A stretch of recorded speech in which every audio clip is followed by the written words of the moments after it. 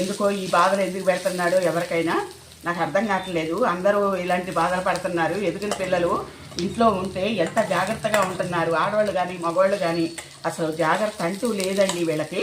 అసలు మనం ఎట్లా పెరిగామో మనకే తెలియదు. మనం ఎంత బాగా ఉండేవాళ్ళం అసలు. తల్లిదండ్రులు చేస్తే సంబంధం చూసుకుని పెళ్లి చేసుకునేవాళ్ళం, లేకపోతే లేదు.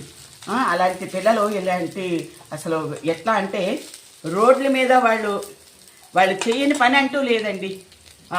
అవేయో మందులు తాగుతారంట, తర్వాత అవేవో ఇదేంటి ఆకు అదే గంజాయి ఇలాంటిది ఇట్లాంటివి తాగుతున్నారంట.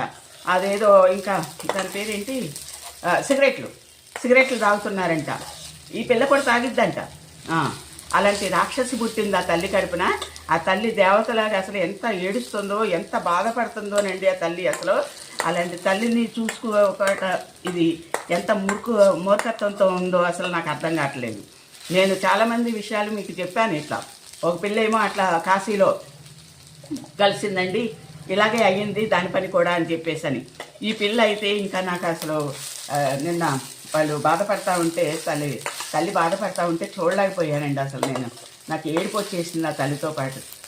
అమ్మ నువ్వు దాన్ని ఏమనొద్దమ్మా, రెచ్చగొట్టవద్దు, దాన్ని ఏమనొద్దు.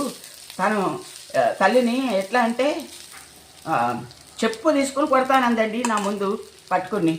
నేను అదే చెప్తో కాదు అసలు దాన్ని ఎట్లా అంటే కొట్టాలనిపించేసింది నాకు ప్రాణం. కానీ మన పిల్లలు కాదు కదా, మనం ఎంతవరకు ఉండాలో అంతవరకు ఉండాలి. అలా అయిందన్నమాట. ఏదో చెప్తా ఉంటే నాకు తన గురించి చెప్తుందని వాళ్ళ అమ్మని చెప్పు తీసుకుని కొడతానని చెప్పింది నా ముందు. నాకు చాలా భయం వేసిందండి అసలు. ఆ పిల్ల అట్లా మాట్లాడుతుంటే ఏం పిల్లలండి, ఏజ్ కూడా లేదండి, మైనర్ అది. పోనీ ఏజ్ ఉంది కొట్లాడుతుంది అనుకుంటే అదొక రకం, ఏజ్ లేదు, మైనర్ పాప. అసలు ఎంత నీచంగా